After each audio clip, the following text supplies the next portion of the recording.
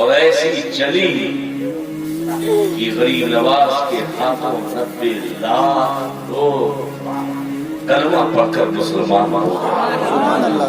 اور حضرت ثابت کلیری کے خلیفہ لکھتے ہیں کہ 12 لاکھ تو ایسے تھے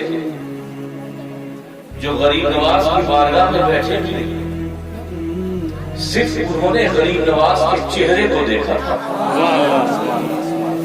کیا دیکھا تھا؟ چہرہ. 1 2 نہیں، 100 200 نہیں، 1000 10,000 12,000 نہیں، بلکہ 12 لاکھ ایسے افراد تھے جنہوں نے غریب نواز کے چہرے کو دیکھا. اس چمک کو دیکھ کر اسلام کی چمک اور اسلام کی حقانیت کا اندازہ ہو گیا اور غریب نواز کے ہاتھوں اسلام کے دامن سے وابستہ ہوا.